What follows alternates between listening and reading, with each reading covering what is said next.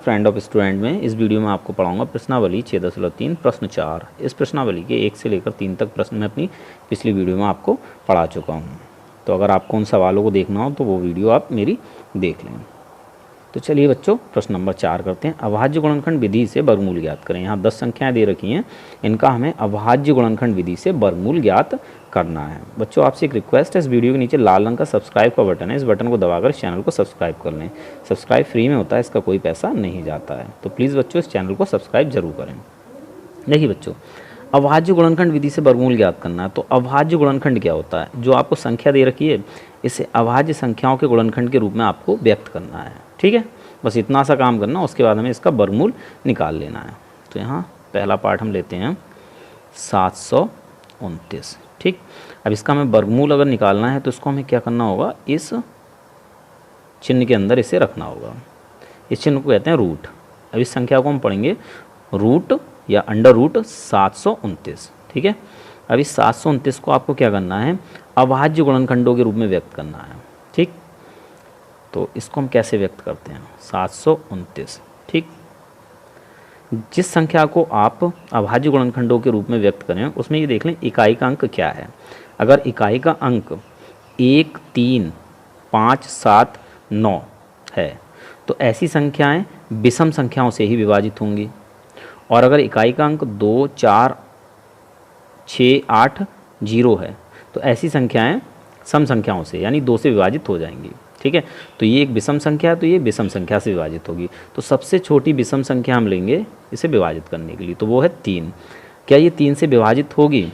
तो इसे जानने के लिए हमें क्या करना है, इन संख्याओं के अंकों का योग करके देख लो।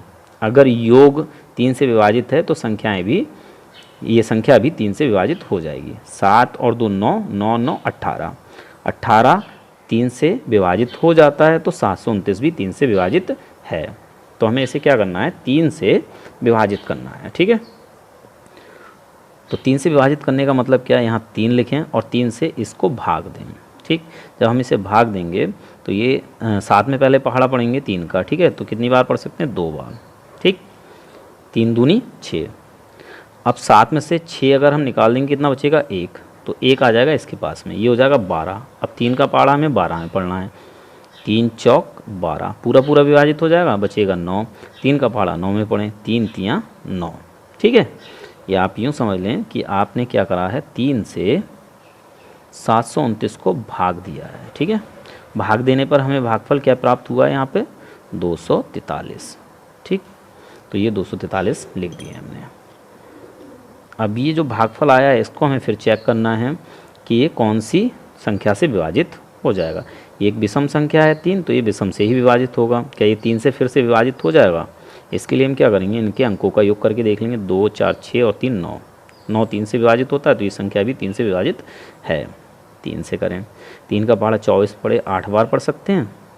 3 अट्ठे 24, पूरा पूरा विभाजित, बचा 3, तो 3 एकम 3। ठीक, पुनः यहाँ पर एक विषम संख्या प्राप्त हुई तो हमें क्या करना है, इन दोनों अंकों का योग करना है। 8 और 1 9, 9 3 से विभाजित होता है तो 81 भी 3 से विभाजित है। 3 का पहाड़ा 8 में पढ़ें, कितनी बार पढ़ सकते हैं, 2 बार। 3 दूनी 6, 2 बचता है। ठीक, तो ये यहाँ 21 हो जाएगा। फिर 3 का पहाड़ा 7 बार, 3 सत्ते 21। ठीक, ये भी 3 से ही विभाजित होता है। 3 नेम 27। 9 भी किससे विभाजित होगा, 3 से। 3 तियाँ 9 और 3 भी 3 से विभाजित होगा, 3 एकम 3। ठीक है, जैसे हमें यहाँ 1 प्राप्त हो जाता है तो ये हमारे अभाज्य गुणनखंड हो जाते हैं। ठीक है, इसको हमें यहाँ पर इस तरह से लिख देना है, 3 गुणा 3 गुणा 3 गुणा 3 गुणा 3 गुणा 3।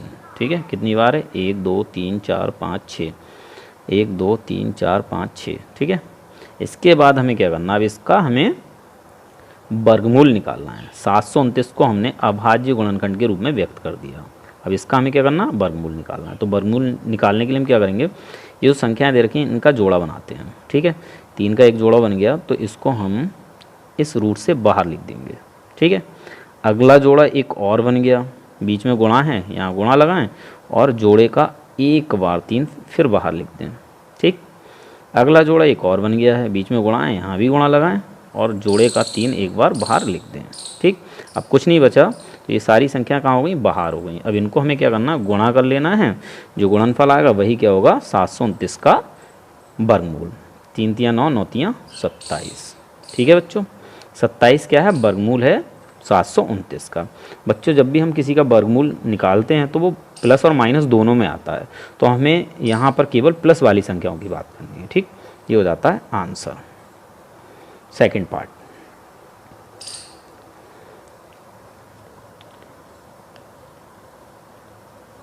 चार सौ रूट लगा दें, इसको अभाज्य गुणनखंडों के रूप में व्यक्त कर लें। 400 के हमें क्या करने हैं, गुणनखंड। यहाँ 0 है तो ये 2 से विभाजित होगा, 2 दूनी 4। ठीक, 2 0 ऐसे आ जाएंगे। फिर 2 से विभाजित होगा, 2 एकम 2, 2 0 ऐसे आ जाएंगे। अभी भी 0 है तो ये फिर 2 से विभाजित होगा। 2 का पहाड़ा 1 में नहीं पढ़ सकते, किस में पढ़ेंगे, 10 में। 2 पंजे 10, बचा गया 0। फिर 0 है तो ये 2 से फिर विभाजित होगा। ठीक है, 2 दूनी 4, 1 बचेगा, 10 हो जाएगा, 2 पंजे 10। ठीक, अब ये 2 से विभाजित नहीं होगा, ना 3 से विभाजित होगा। क्यों, क्योंकि 3 से वही संख्या विभाजित होती हैं जिनमें अंकों का योग 3 से विभाजित हो। 2 और 5 7 होता है, 7 3 से विभाजित नहीं होगा, तो 25 भी 3 से विभाजित नहीं है। तो ये सिंपली किससे विभाजित है, 5 से। 5 25।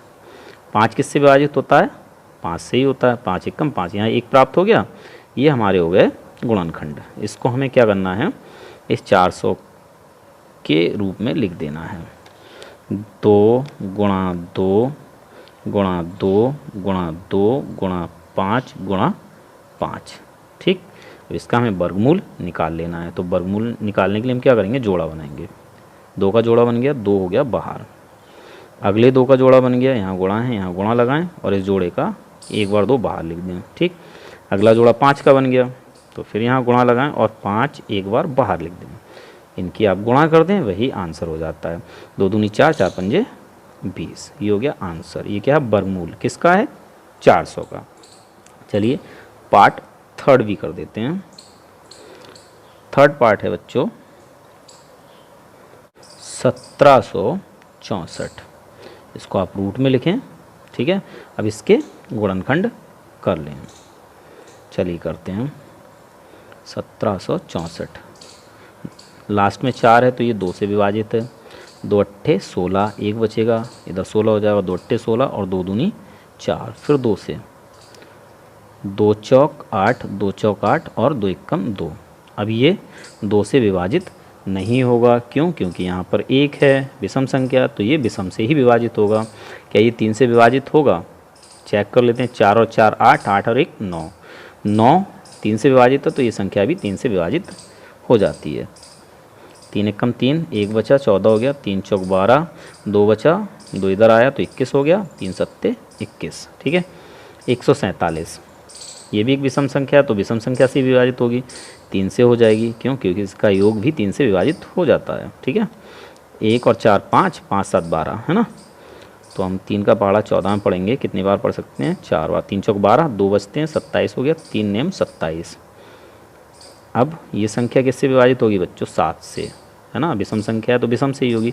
7 सत्ते 49 और 7 किससे होगा, 7 से ही। 7 एकम 7, यहाँ 1 आ गया, ये इसके गुणनखंड हो गए। इसको यहाँ लिख लेते हैं। ठीक है, और रूट में 2 गुणा 2 गुणा 3 गुणा 3 गुणा 7 गुणा 7, पूरा रूट में। ठीक, इसके बाद हमें क्या करना है, जोड़ा बनाना है।